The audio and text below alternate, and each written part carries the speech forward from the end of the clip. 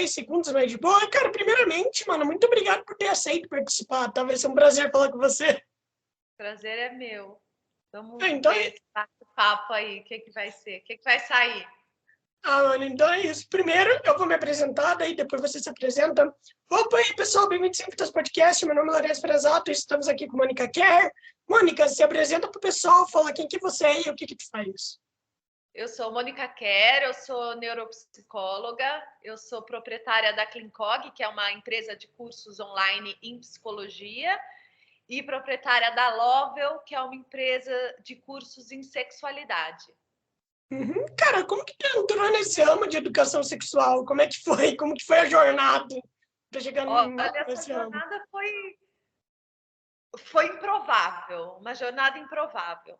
Eu sou formada primeiro em fonoaudiologia, trabalho com Uhum. pessoas com lesão neurológica há muitos anos, há 20 anos. Esse é o meu dia a dia, foi de lá que eu vim agora, do consultório de reabilitação em lesão neurológica. E há cerca de 3 anos comecei a estudar sexualidade. Antes comecei a estudar neuropsicologia, né? Então, neuropsicologia tem muito de comportamento. Fiz o meu mestrado em neuropsicologia. Abri uma empresa de cursos em psicologia, então só que é um curso, é uma empresa de cursos em avaliação da atenção, avaliação de pacientes com Alzheimer, da criança com deficiência intelectual. Ah, que legal. Mas comportamento e sexualidade tem tudo a ver, né? E eu sempre Uhum. gostei muito de falar sobre sexualidade. Então a Lovel nasceu ali meio que um pouco antes da pandemia. Esse tema num bate-papo entre amigas. Ah, que legal, mano. Mas o que que te chamou a atenção na sexualidade? Como que para muita gente, sexualidade pode ser só aquilo, né? O homem, mulher, transando e coisa do tipo. Só que tem sempre uma ciência por trás, né? Então, o que que te chamou a atenção nisso? Qual é a parte da sexualidade que mais te interessou? Olha, o que mais me chamou a atenção foi eu estava numa conversa, num churrasco com umas amigas e elas começaram a falar que elas tinham feito um curso de sexo oral Que estranho. no, numa, numa despedida de solteiro e que a noiva tinha, que elas falaram, nossa, a gente acha que sabe, não sabe nada. Nossa. E eu falei, que curioso, né? Eu tenho uma plataforma de cursos em psicologia, que interessante que seria cursos em sexualidade, né? E daí eu falei com a Edith Modesto, que é uma sexóloga muito conhecida, assim, que tem 83 anos. E a Edith é muito pra frente. Quando eu falei isso, eu era fonoaudióloga, imagina, do marido dela. E daí, quando eu falei isso para ela falou assim, Mônica, é o seguinte, eu sou muito mais moderna que você. Então, você me vem com uma ideia, minha filha, que eu já tenho há muito tempo, muito mais redonda do que a sua. Então, foi assim.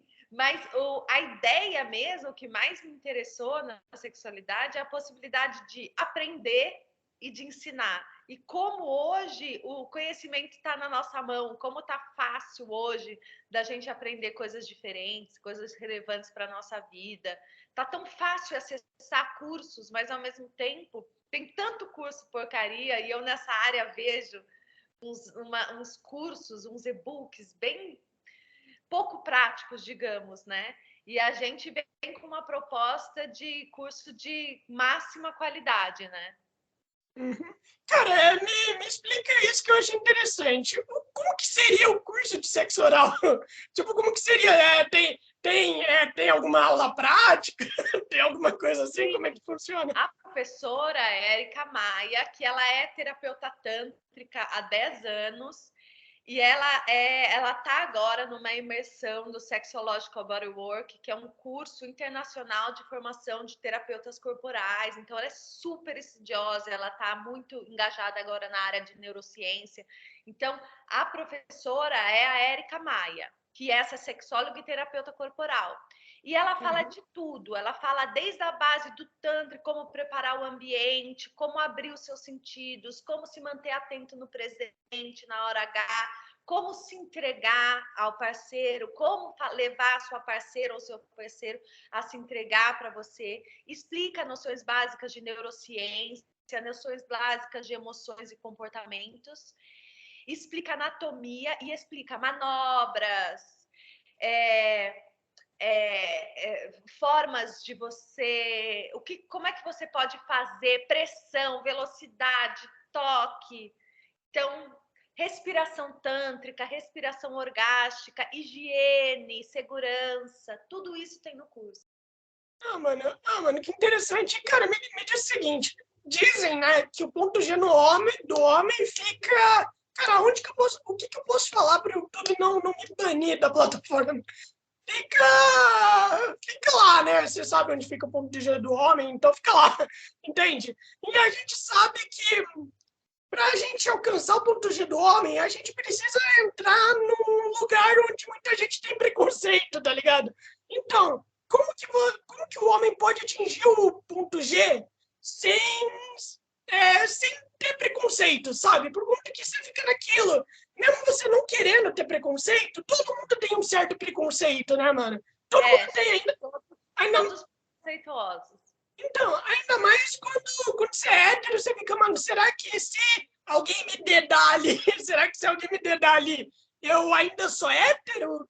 Será isso? Então, mano, como que a gente pode praticar isso e tentar tirar o preconceito, sabe, disso? Como que a gente faz? Vamos voltar na sua pergunta, porque o ponto G é um grande mistério. Então, senso ou não do ponto G, tem sido estudado na mulher, principalmente agora, há pouco tempo. Os estudos de sexualidade, sexo e prazer feminino começaram em 90, imagina, acabaram de começar.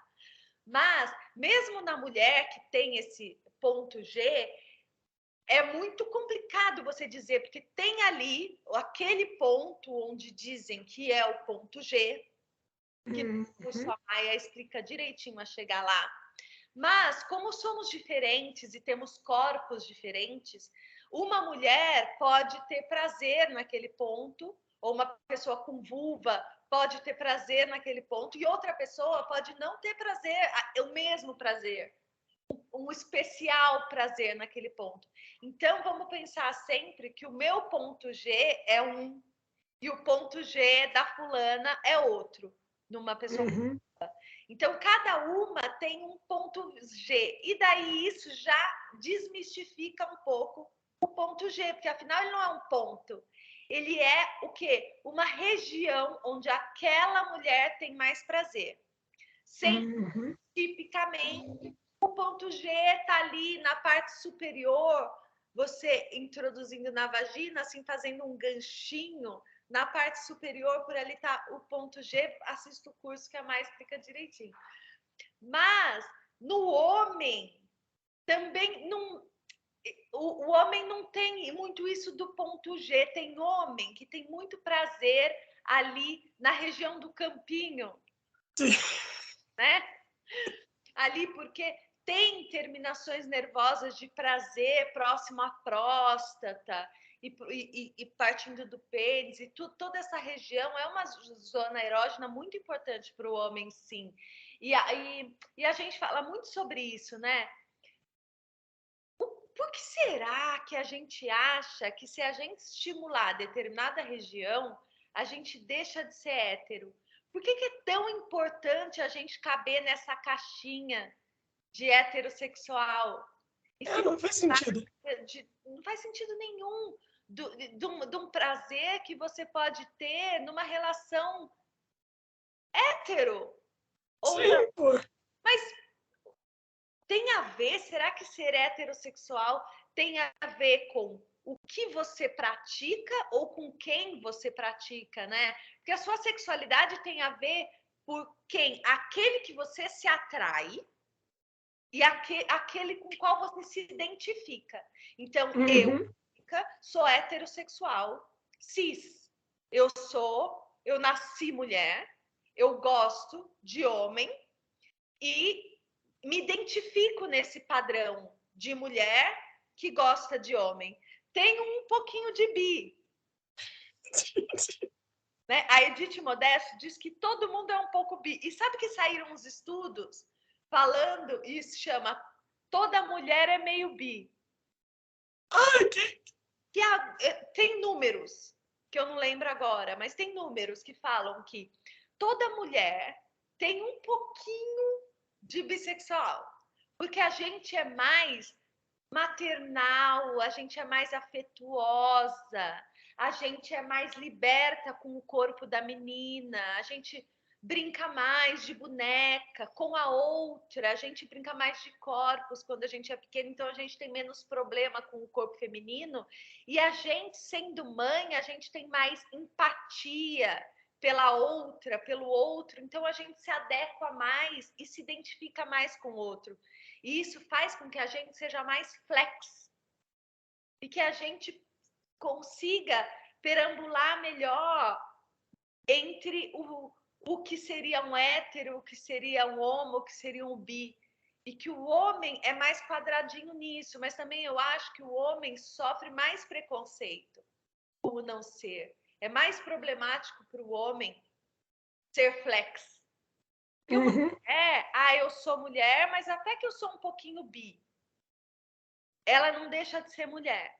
Agora um homem, eu sou homem, mas até que eu sou um pouquinho bi. É gay. Por conta que normalmente a galera que é bissexual sente atração por homem, né?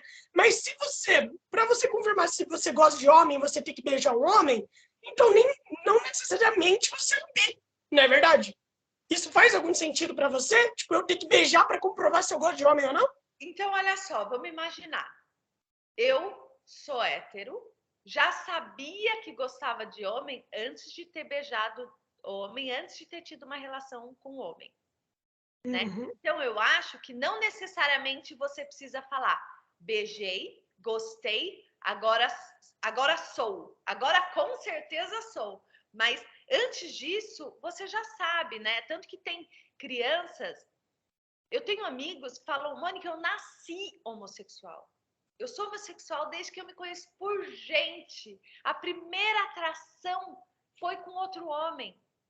O primeiro amor foi com outro homem. E antes de experimentar, e daí só conseguiu se libertar das amarras da sociedade com 17 anos, e daí, mas sempre foi homossexual, entende? Então eu acho que isso não necessariamente o fato de você não ter experimentado te faz mais ou menos. Mas tem outra questão, que é, por exemplo, a mulher. Eu acho que a gente é um bicho muito curioso. Sim. Principalmente a mulher, mas acho que não só. E acho que a gente está no momento da sociedade em que a gente está mais livre para querer. Entende? A gente está um pouquinho mais livre para ser, mas não como a gente deveria, mas a gente está mais livre para assumir o que a gente gostaria de experimentar. E daí vem as fantasias. E fantasia é diferente de prática, de ser. Aquilo que você fantasia não necessariamente é aquilo que você é. Então eu posso falar assim, eu sou bi, porque eu fantasio com mulher. Entende? Mas será que é só fantasia? Porque só fantasia não me faz ser bi. Fantasia é fantasia. É fantasia, tipo, não é o que você é, entende? É só algo que você quer. É uma coisa que você quer imaginar, que está aqui na sua mente. Então, acho que você não precisa experimentar para dizer eu sou, mas o fato de você desejar, só o fato de você desejar, não quer dizer necessariamente que você é. Por exemplo, mulher. A gente, quando o corpo da mulher é um corpo muito sexualizado, né? A gente vê filme com mulher, a mulher de biquíni, a mulher na praia, propaganda com mulher, a mulher da cerveja. Então, é uma coisa muito erotizada. E a gente, todos nós somos alvo dessa erotização do corpo feminino. Então, é natural que a gente também sinta esse desejo, porque esse desejo também é estimulado comercialmente. Então, é natural que a gente também sinta esse desejo pelo corpo feminino. Mas não necessariamente isso quer dizer que você é bi ou que você é lésbica. É mais do que isso.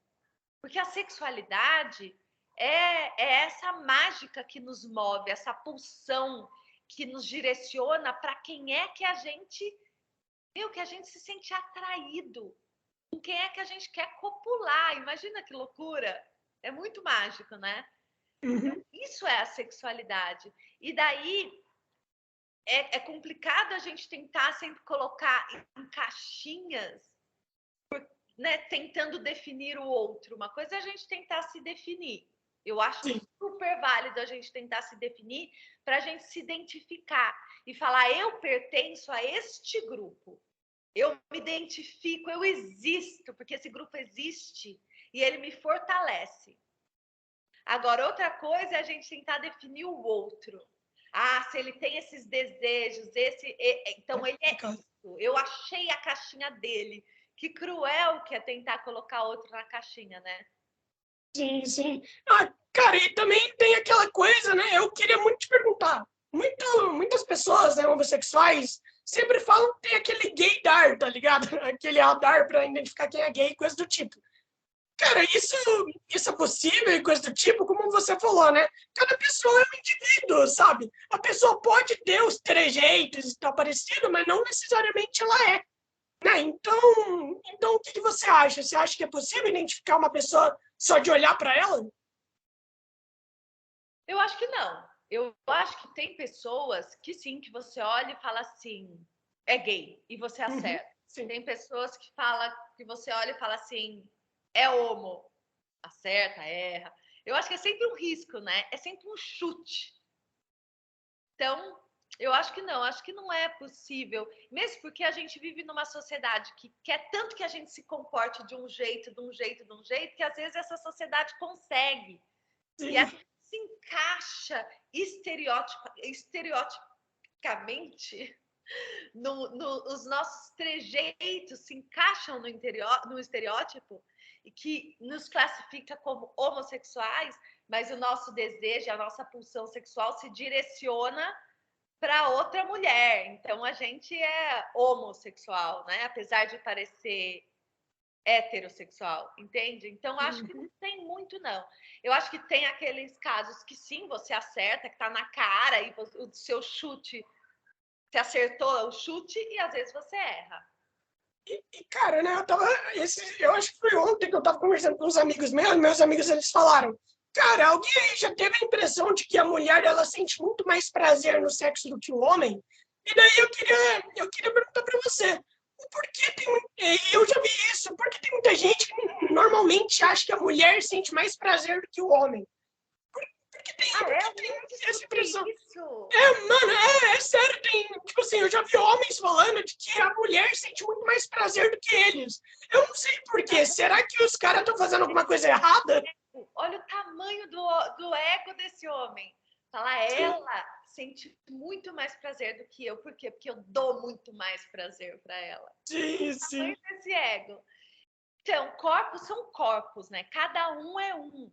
E tem mulher que vai ter mais prazer que determinado homem e homem que vai ter mais prazer que determinada mulher.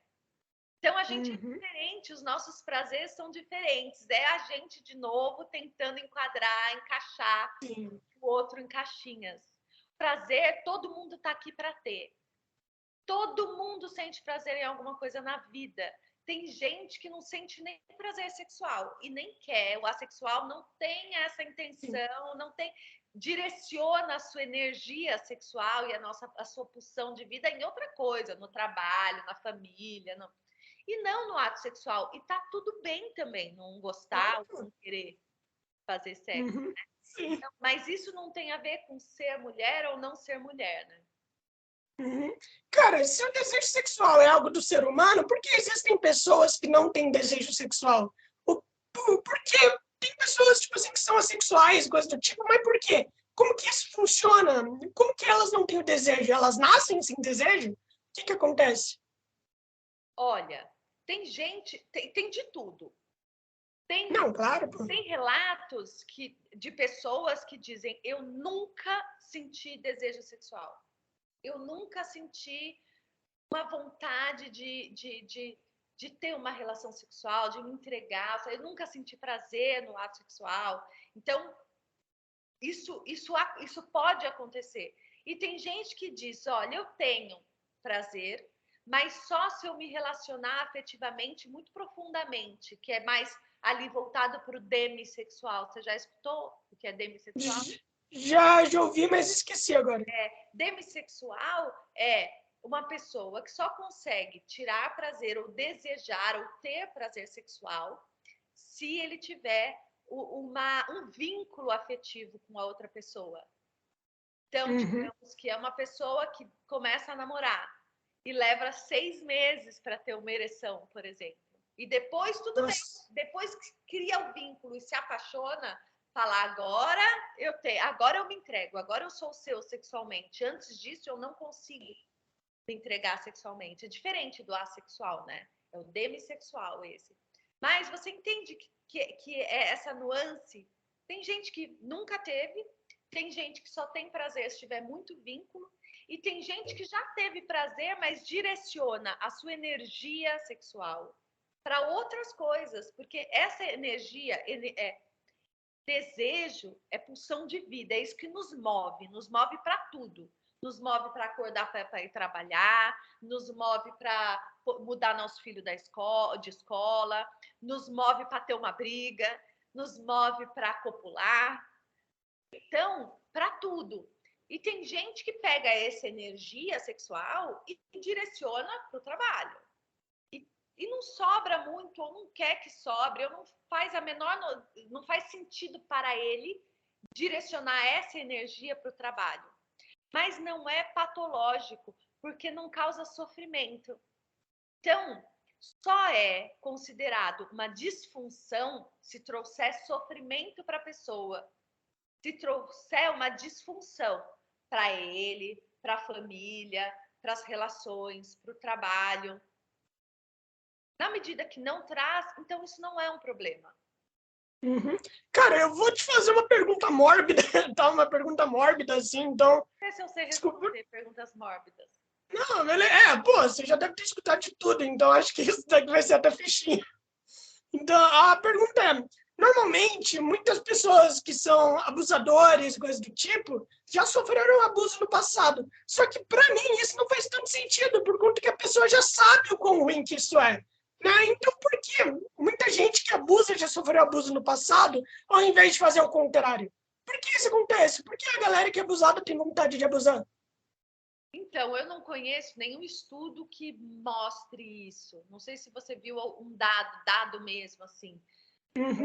Pessoas abusadores sexuais, né, violadores sexuais, sofreram, ou uma porcentagem grande deste número sofreu violência sexual. Eu não tenho esse dado, mas eu vou te dizer uma coisa. Quando a gente está falando de infância, isso é muito frequente. Uma criança que molesta outra criança, provavelmente foi molestada. Ela aprendeu esse comportamento, porque a criança também pode ter, é horrível dizer isso, mas infelizmente estamos falando de zonas erógenas. Então a criança numa violência sexual, como ela é mascarada de carinho, ela confunde aquilo com carinho e pode até tirar prazer daquilo. Então, ela depois vai aplicar isso em outra criança, buscando isso e dar o prazer que disseram para ela que era prazer, disseram para ela que era bom, que disseram para ela que era carinho. Então, isso acontece mais frequentemente. Crianças molestadas tornam-se molestadores ali na fase infantil. Mas isso antes de vir esse discernimento do errado. E daí, quando ela fala, caraca, isso que fizeram comigo é errado. Isso que eu fiz com o outro é errado. Me violentaram e eu violentei o outro. Imagina que violência dupla para uma criança. Eu não sou só o violentado, eu sou o violentador. Sim. É muito cruel. Agora, vamos pensar no seguinte, que tem muita gente, os números de mulheres que sofreram violências sexuais que sofrerão são alarmantes. Então, não dá para a gente falar que uma pessoa que sofre violência sexual provavelmente vai ser um violentador sexual. Senão as mulheres hoje seriam as maiores violentadoras sexuais. Sim. Que elas são as mais violentadas, então elas seriam as maiores violentadoras, né? Isso não é verdade. Então, eu acho que aí a gente precisa ter um alerta crítico sobre isso. Agora, pensando em outro ponto de vista, pensando que uma pessoa que sofre violência sexual sofre uma violência psicológica, emocional, e que violência sexual, física, psicológica causa distúrbios psiquiátricos e comportamentais, portanto, né, nas pessoas, a gente pode sim dizer que pessoas que sofreram violências vão ser adultos mais disfuncionais. Sim. Né? Cara, é uma pena, tipo, eu não... É que esse tipo de coisa, mano, eu quase nem sei o que falar, por conta que, meu Deus do céu, é um absurdo. Eu conversei esses dias com uma vítima de abuso sexual, 1h30 de conversa, e, mano, é triste. Cara, e aliás, depois dessa minha pergunta horrível, eu queria te fazer, qual que foi, assim, a pergunta mais bizarra que você já ouviu? Bizarra é um pouquinho estranha de falar, né? Até a pergunta que é bizarra pra mim. Eu tenho essa resposta. Tem. Então, beleza. Pode falar. A pergunta mais bizarra que eu escutei foi uma pessoa que me falou assim, Mônica, é verdade que a mulher negra sente mais prazer no sexo anal do que a mulher branca e do que os outros? Olha só que bizarrice. Então, Deus, cara. ou seja, a mulher é objetificada, né? A Sim. mulher, ela é hipersexualizada e objetificada. A mulher negra é muito mais. Ela tá muito mais... ela é muito mais frequentemente vítima de qualquer tipo de violência, entre elas a violência sexual, mas também a violência do julgamento, né? Olha só como é animalizar. Essa aqui gosta mais de... Não é de qualquer sexo, é deste tipo de sexo. E o que este tipo de sexo fala sobre ela e sobre... Então, tem todo... Foi uma pergunta extremamente preconceituosa de uma pessoa que não sabia conscientemente que estava sendo preconceituosa, né? Preconceituosa. Então, essa foi a pergunta mais bizarra que eu já escutei. Que é... Gente, não há diferença nos corpos negros e nos corpos brancos. Com toda certeza, corpo do mesmo jeito, todo mundo pessoa. Pelo amor de Deus, até no prazer as pessoas vão querer classificar diferenças entre negros e brancos, e ainda mais mulher negra que gosta de um determinado tipo de sexo. Foi a pior pergunta que eu já ouvi. Cara, infelizmente, essa diferença de cor e tal, tem em qualquer lugar. A gente vai encontrar essa diferença nos lugares mais bizarros possíveis, tá ligado? Nos mínimos detalhes, e isso que é triste, tá ligado? A gente nunca vai conseguir mudar isso. Nunca. E isso é uma merda. Isso é horrível, na verdade. Cara, eu acho que a gente vai conseguir mudar. Eu acho que a gente, ativamente, a gente consegue. Eu faço parte, por exemplo, na escola da minha filha, do grupo antirracista. E acho que, assim, se toda a escola tivesse um núcleo antirracista, a escola da minha filha é extremamente inclusiva, é uma escola particular, privada, em São Paulo, tem na classe dela, acho que tem umas 5 crianças negras,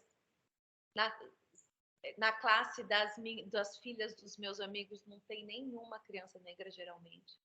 Então, a escola da minha filha é extremamente antirracista, extremamente inclusiva, e acho que a gente tem esse papel, a gente precisa exigir das escolas que a gente matricula os nossos filhos, ou das escolas das escolas que a gente admira, das escolas que a gente... E eu acho que isso é uma coisa legal, de repente, para você trazer para o seu podcast, falar sobre isso, sobre núcleos antirracistas em escolas, por exemplo.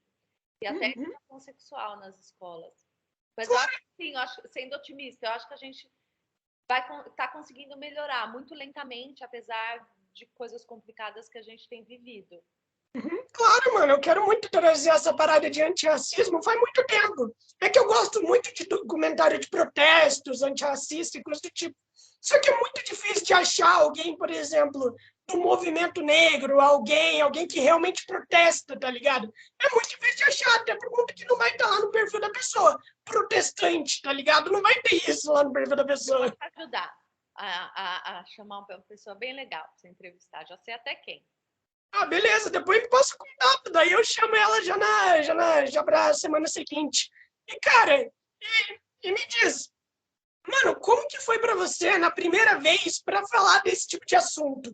Por conta que às vezes você pode ficar, mano, isso eu vou ficar muito desconfortável, entende? Meu Deus, como que eu vou falar? Ah, você fica ainda, mano? Fico. Cara, e como que é pra você perder essa, como é que se chama? Esse seu jeito desconfortável, sabe? Como que você faz pra ficar confortável na frente da câmera e falar de sexo oral, tá ligado? Como que você faz? Então, eu não falo de sexo oral, quem fala mesmo do sexo é a Maia. Então, mas você fala de tudo, eu sei, mas você fala de tudo que envolve sexo, então podemos botar isso na linha. Agora, é sempre complicado para mim, foi uma questão, será que eu vou dar conta? Eu ainda me pergunto. Será que eu vou dar conta? Será que isso não vai criar um estereótipo sobre mim? E, de repente, que pode prejudicar o meu trabalho como fonoaudióloga, como neurocientista, como neuropsicóloga? Será que falar sobre sexo não pode diminuir a minha qualidade, as tantas outras minhas qualidades, porque afinal a gente não pode falar sobre prazer, a gente não pode falar sobre sexo, principalmente mulheres, e principalmente sobre o prazer feminino? Então, eu ainda me pergunto isso, dos riscos que eu corro profissionalmente quando eu falo publicamente sobre sexo. O que eu tento é falar de uma forma séria, é falar de uma forma... principalmente falar de uma forma séria. Quando a gente fala assim, putz, eu tento não falar de uma forma vulgar, eu estou sendo extremamente preconceituosa. O que é vulgar? Cara, Se eu não estou falando de uma forma vulgar, eu estou falando que outras pessoas falam de forma vulgar? E o que é falar de forma vulgar? não tem diferentes formas de falar. O vulgar vai da mente da pessoa que tá vendo o que você tá falando. Então, você percebe como é delicado isso? Porque eu não vou falar de sexo com decote. Sim, sim. Porque senão, mas eu entendo que a Maia seja absolutamente potente, poderosa, segura para falar sobre isso. Mas ela é terapeuta sexual. Ela é terapeuta sexual. Ela é terapeuta corporal. Ela é terapeuta tântrica. Ela é tudo que existe de mais corporal. Ela é fluida. Eu não, eu sou uma neuropsicóloga. Né? Então, não posso ter um decotão falando sobre, porque isso inviabiliza a mensagem que eu venho trazer. É complicado. E sou casada, e tenho filha. Né? Sim, então, sim. Eu entendo, mano, eu entendo totalmente. Você falou que você tem medo de criar estereótipos, né, e coisas do tipo. Só que eu acredito que todo mundo que fala sobre um certo assunto, ainda mais sobre sexo, e tem muita gente te vendo, vai acabar criando estereótipo, por quê? Por conta que a pessoa que está te vendo não vai pesquisar sobre, entende? E daí vai falar, beleza, olha só, ela sabe o que está falando, então ela está certa, daí ela vai divulgando a informação. E aí, a partir desse momento, vai criando estereótipo. Então, se você está criando um estereótipo, aí já não é problema seu, e sim da pessoa que está te vendo. Eu sei que eu fui agora falar, não é problema seu, eu sei que eu fui um pouquinho rude, então desculpa com essa palavra. Então, mas não é diretamente problema seu, e sim da pessoa. Você só tem que falar, sei lá. E o problema também é que se você fala no começo dos vídeos, ó, pessoal, tudo que eu falar aqui não é para vocês levarem totalmente assim ao pé da letra, assim, pesquisar o que vai acontecer. Você vai perder credibilidade, porque a pessoa vai pensar, pô, então se não é para levar totalmente a sério, por que eu vou ver? Então esse que é o problema. É a pessoa que tá te vendo, vai levar tudo ao pé da letra, independente do que for. Mas sabe, sempre o que a pessoa pensa sobre a gente é mais dela do que nosso. Como a pessoa nos avalia, o que a gente é para outra pessoa fala mais sobre ela do que sobre a gente. Sempre. Sim. Então, o que você pensa sobre mim é mais sobre você do que sobre mim, né? Então, Sim. mas é muito difícil a gente fazer essa distinção, porque a gente se vê através do olhar do outro também. A gente nasce sem nada, a gente não é nem o eu nem o outro. A gente nasce um vazio, recebendo informação para se formar como sujeito. E esse sujeito vai depender do olhar do outro também. E a gente, quando criança, vai sempre, ainda mais quando criança, buscar na aprovação do outro aquilo que a gente deve ser. É isso que é foda. Sim. E daí a gente precisa, um grande trabalho que a gente tem como sujeitos é separar o que sou eu de fato e o que é o eu do outro, que é o que ele acha que eu sou.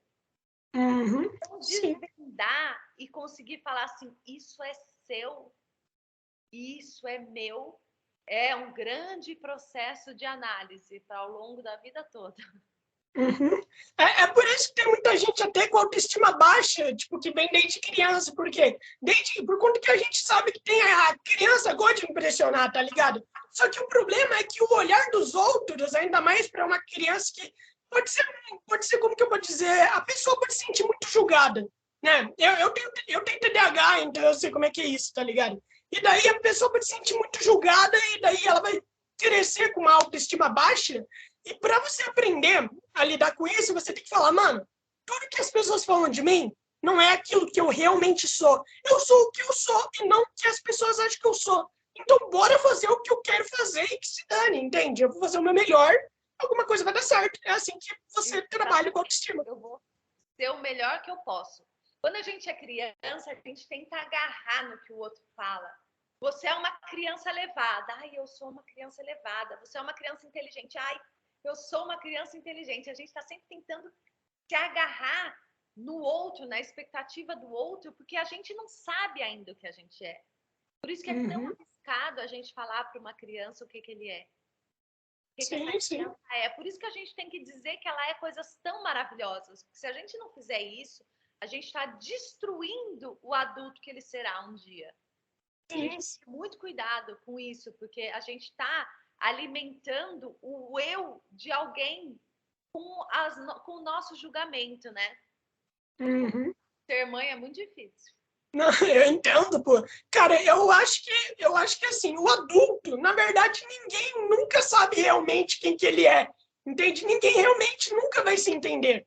O adulto, ele só vai fazendo as coisas, ele só vai fazer o seguinte, mano, eu vou fazer isso porque eu sei que eu sou bom nisso. Mas não necessariamente é aquilo que eu queria fazer a minha vida inteira, entende? Ele vai fazer aquilo que ele sabe que vai ser bom, entende? Por exemplo, eu gostaria de atuar, só que eu não sou bom em atuação, eu sou bom em escrever, então eu vou escrever.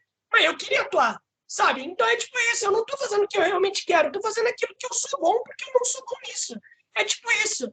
E o adulto, só que o adulto é aquilo. Você não pode ficar falando pro adulto coisa boa o tempo inteiro, não é assim que funciona a vida. Pô, ainda mais o patrão não vai vir pra você e vai falar assim, você está fazendo um ótimo trabalho, continue assim, mesmo você fazendo um trabalho um trabalho de merda, obrigado. Eu ia falar uma palavra muito melhor, mas pode ser isso mesmo.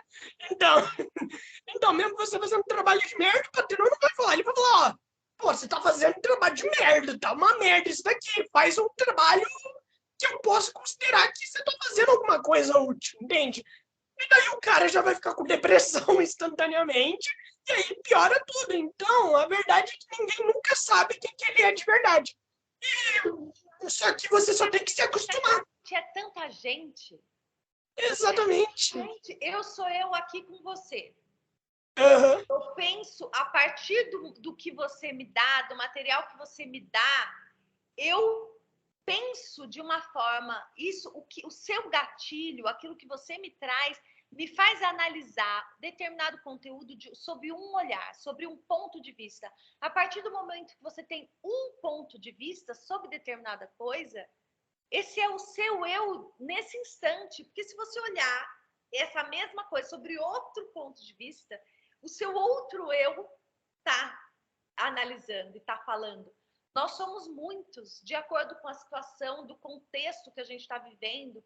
Que situação, se eu briguei com meu marido hoje, se eu dormi direito, se eu tô com algum problema, se eu recebi hoje, a gente é um, né? Então a gente sabe o que eu acho? Que a gente precisa ser mais generoso com a gente.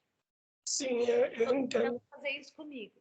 Ser mais generosa comigo e aceitar os meus erros e me acariciar e falar, tá tudo bem, você fez o seu melhor.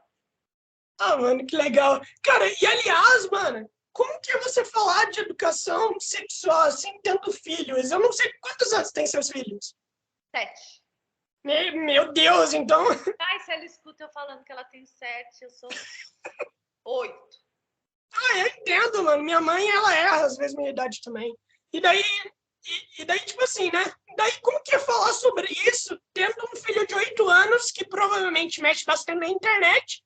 E daí, provavelmente, já perguntou em algum momento para você, mãe, com o que você trabalha? Entende? Como que você vai falar isso para ele? Por conta que, pô, ele ainda é uma criança, né? Você não pode falar, pô, trabalho falando sobre sexo, sobre isso e aquilo. Então, como que é? Como que é você trabalhar em casa falando sobre isso, tendo um filho que fica em casa? Sim. A minha filha não vê muito redes sociais. Minha filha, ela é Tá. pequena para isso ainda, né? O máximo que ela faz aí agora é uns Roblox, começou agora com as amigas da escola. Então, ela não tem muito acesso, não. Também eu não falo, ela não está preparada ainda para eu ter esse papo que eu estou tendo com você na frente dela, porque vai surgir muitas dúvidas que ela não vai ter capacidade de me perguntar. Porque se ela tivesse capacidade de elaborar as dúvidas e de verbalizar para que eu conseguisse saná-las, ia ser ótimo, estava tudo bem. Mas ela ainda não tem essa maturidade. Então, esse tipo de assunto eu não tenho na frente dela. Agora, eu acho muito importante a gente falar sobre sexualidade na infância, porque falar sobre sexualidade na infância e para a infância, a gente protege as crianças. É um erro achar que a educação sexual coloca as crianças em risco. A educação sexual protege as crianças. Se ela sabe que vulva é vulva, que pênis é pênis, que vagina é vagina, onde pode tocar, quem pode tocar, como pode, ela vai poder se proteger. E a minha filha sabe. Minha filha sabe o que é o que. Todos os, assim como sabe o nome do nariz, sabe o nome da vulva, sabe o nome da vagina. Isso é ótimo, pô. Assim como ela sabe que a pessoa não pode beijar ela sem autorização, ela sabe que ninguém pode pôr a mão nela. Isso é conversado. Olha, aqui só você. Na hora do banho eu falo, agora você lava. Agora ela toma banho sozinha, mas antes sempre foi assim. Eu lavo ou você lava a sua vulva? Você lava, mamãe? Com licença, minha filha. Ó, aqui só você. Você precisa aprender, porque aqui só você pode mexer. Daí ela aprendeu. Eu lavo ou você lava, minha filha? Eu lavo, mamãe. Só eu. Isso mesmo, filha. Você lava. Né? Isso é educação sexual. Sim. E por que você acha que as pessoas têm muito medo de falar isso? Você acha que as pessoas gostam de, tipo assim, esconder a parte ruim pensando que vai proteger os seus filhos? Por exemplo, por conta que é muito ruim você falar assim, ó, filha, ninguém pode tocar aqui, sabe? A partir daí ela vai falar assim, pô, mas peraí, por que alguém tocaria? Sabe? Por que alguém que eu não conheço tocaria aqui? Entende? Então daí ela vai ficar com isso na cabeça. E por que você acha que a galera tem medo disso? De contar a verdade? Mas ela sabe que não pode tocar, porque sim, existe o risco de se tocar. Mas assim como existe o risco de alguém te dar um beijo e você não quer, alguém te obrigar a fazer uma brincadeira que você não quer, né? Ninguém pode obrigar uma criança a nada. Não pode obrigar a sentar no colo, não pode obrigar a dar beijo, não pode obrigar a nada. A nada. Né? Então, Uhum. mas isso, na verdade, ela não fica pensando porque alguém faria, a gente, Ah, tá. a gente Sim. sabe que alguém faria. Ela sabe que existe coisas ruins no Péssimo. Sim, atrocidades. atrocidades no mundo. A gente sabe disso, a gente sempre sabe, eu acho. O fato de não saber nos põe em risco. Quando a gente não sabe, a gente está em risco, porque daí a gente não sabe que é perigoso, então a gente se coloca numa situação que a gente acha que não é perigosa, mas é perigosa. Uhum. Agora, eu acho que as pessoas têm medo de falar para as crianças, com as crianças, muitas vezes, porque elas não sabem como falar. Então, acho que isso é uma coisa. Não saber como falar. E é muito simples. Começa nomeando. Existe hora para tudo. Minha filha não sabe quase nada, mas sabe os nomes. E sabe que existe o risco. Né? Sim. Então, ela Uhum. sabe que ela precisa se proteger e não permitir determinadas coisas. Agora, outras coisas vão surgindo na medida em que a criança está pronta, né? Quando a criança pergunta, é que vem a resposta. Depois, mais sobre educação sexual mais para frente, né? E a criança está pronta para escutar só a resposta daquilo que ela perguntou. Às vezes a criança fala, mãe, da onde que eu nasci? E você fala, da minha barriga. Da barriga, mãe, é daqui, ó, da minha vulva, nasceu daqui. Sim. Era só isso que ela queria saber. Queria saber como foi feito. Agora, como foi feito? Olha, o seu pai tem uma semente, eu também tenho uma semente, e a gente se ama. Olha, ele me deu a semente dele e pronto, e pôs na minha barriga e você nasceu, por exemplo. Tá? Sim, Por sim. exemplo. Sim. Então, e depois, se vier outra pergunta, a gente responde mais um pouco. Se vier outra pergunta, a gente. Só o que ela perguntar, a gente não precisa adiantar pergunta nenhuma. Claro. Né? Uhum. A hora vai chegar. Então, acho que esse é o grande segredo. A grande dificuldade das pessoas falarem sobre educação sexual é porque elas não sabem como fazer. Então, tem vários livros. Poxa vida, tem um livro super interessante que eu tenho, depois você coloca no link Beleza. sobre Uhum. educação sexual. Agora, eu acho também que algumas pessoas não querem educação sexual, porque não se importam com o risco que as crianças Eu entendo. correm. Sim. Alguns Uhum. não se importam com as crianças. Por isso não querem educar as crianças. Sinceramente, outras são abusadores. Uhum. As pessoas que mais bravejam contra a educação sexual têm alguma coisa de abusador neles. Uhum. Sim, eu nunca vou entender o porquê a galera não quer educação sexual, tá ligado? Eu sempre pensei, mano, cara, é óbvio, tipo, isso vai ajudar muito, sabe? Isso vai ajudar muitas crianças. Casos de crianças que na aula de educação sexual, e gente, a aula de educação sexual é só falar, isso aqui é o sistema reprodutor feminino, Eu tive aula de educação sexual, sim. chama, isso aqui é um feto. É só isso, ninguém vai falar de pênis, não. Ninguém vai Sim, falar de pô. pênis, não. Ninguém vai falar de sexo.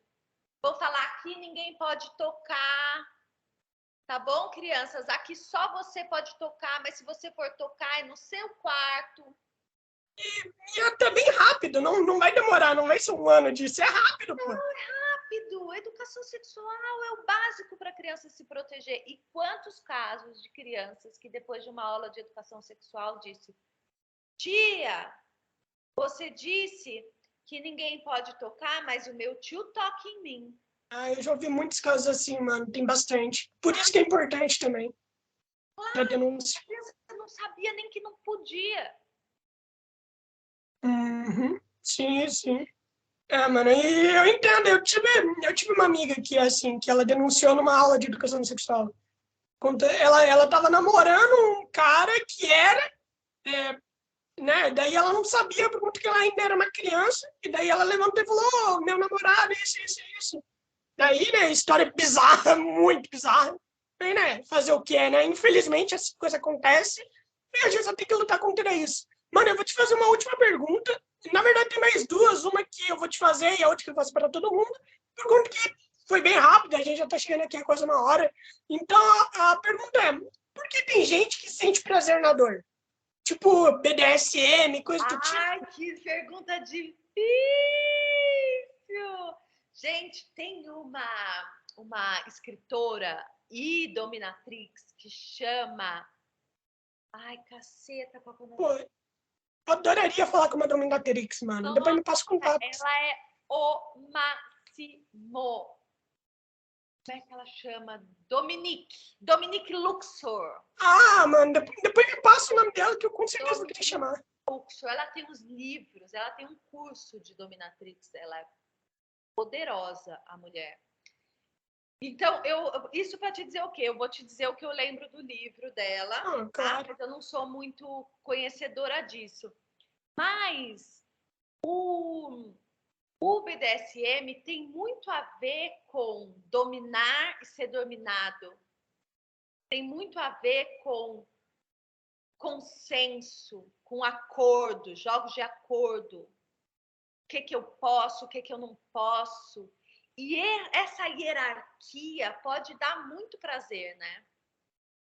Agora, propriamente, o dispositivo neurofisiológico que gera uma pessoa estar sentindo dor e, por isso, ter um orgasmo, eu não sei.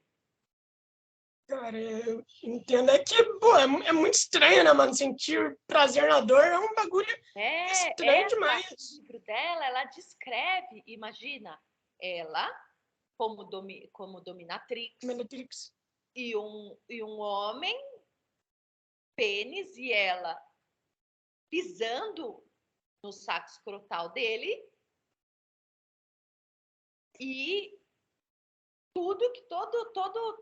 todo prazer. Então, eu não sei da onde é que vem, assim, neurologicamente, neurofisiologicamente explicado isso. Tem aí uma questão social muito importante, imagino, porque, poxa, o prazer também tá onde a gente coloca ele, né? Claro. O prazer tá onde a gente acredita que ele valha. Então, também é um movimento comportamental, social, de falar assim, eu tenho prazer nisso, fala sobre mim, né? Então, não só sobre a minha bioquímica, mas tem aí alguma coisa de bioquímico também, né? Gera respostas fisiológicas. Cara, eu acho que o fetiche mais bizarro que eu já vi foi quando eu vi eu não me lembro onde que eu vi isso, mas era 2 mulheres que estavam enfiando o dedo ali na cabeça do pau do cara, enfiando dentro, mano. E tipo, tava rachado ali, tá ligado? Meu Deus do céu. Ai, que daí Sim. Infelizmente não é uma prática incomum, né? Felizmente, ou não, né? A gente, o que não faz feliz, faz ao outro, né? É bizarro. Por isso que é tão importante isso, que o BDSM vem ensinar uma coisa muito relevante pra gente, muito relevante, que é consentimento. Nada é feito sem que o outro esteja de acordo. Então, diferente das nossas relações, que a gente permite que o outro avance o sinal vermelho ou que a gente mesma avance o sinal vermelho de diferentes formas, rompendo um trato. No BDSM não existe isso, é um acordo. As duas partes estão tratadas. Tudo que vai ser feito está descrito. E ela até fala no livro dela, acho que ela fala no livro dela, que ela gosta de deixar tudo registrado por mensagem, que é o que pode, o que não pode fazer. É inteligente. E na hora existe o jogo do poder. Eu não quero, não sei o quê. Então tem algumas senhas que você comunica ao outro que de fato você mudou de ideia e que daí você pode mudar de ideia. Mas tem um jogo do não querer que é aceito, que ela pode continuar avançando. Mas tudo isso está quase que contrato assinado. Tem que ser, né, mano? Até por conta que é muito perigoso, até não conhecendo parceira. Pô, depois eu vou querer falar, mano. Deve ser muito interessante falar com o meu nome da Trix, depois me passa o nome. E, cara, a última pergunta que eu tenho pra te fazer é: quando você enxerga toda a sua vida, qual é a percepção que você tem dela? Qual é a percepção que você tem do momento que você nasceu até esse exato segundo? Qual que é a imagem que você tem da sua vida? Ai, meu Deus, nunca me fizeram uma pergunta tão difícil. Bom, deixa eu repetir a pergunta para ver se eu consigo chegar nela, que é, quando eu olho minha vida como se eu estivesse fora dela, Sim, analisando ela. não, qual que é a visão que você tem de tudo que você já viveu? Acho que fica bem mais simples assim. Eu acho que vou te falar, hein? Eu acho que é a vida de uma pessoa que se move pelo desejo, de construir, não de chegar a um lugar especificamente. Eu não sou uma pessoa que fico feliz necessariamente quando chego, eu alcancei. Eu sou uma pessoa que gosta de trilhar o caminho. A minha felicidade está no caminho que eu estou percorrendo e não no meu objetivo. Mano, adorei a resposta. Mano, todo mundo adora essa pergunta. Eu acho que é pergunta que ninguém pergunta isso pra ninguém. E eu fico incrédulo, pois, pô, qual que é o objetivo da pessoa? O que ela pensa? Eu acho isso muito interessante, mano. Então, cara, então é isso. A gente vai acabando por aqui. Eu espero que você tenha gostado do podcast, tenha gostado das perguntas e tenha valido a pena a participação. E daí divulga tudo que você tiver para galera, fala pra galera nas suas redes sociais, é onde te achar e a gente acaba por aqui. Se o podcast, se puder, eu posto hoje, eu posto amanhã. Vocês encontram a Lovel em soul.lovel, é L-O-V-L. Soul.lovel no Instagram. Mano, então é isso. O site é lovel.com, L-O-V-L.com. Você conseguiria me passar o link do site depois? Fácil. Então é isso, mano. Muito obrigado. Espero que tenha valido a pena. Valeu. E até uma próxima oportunidade. Tenha um ótimo dia. Tchau. Até. Tchau, tchau.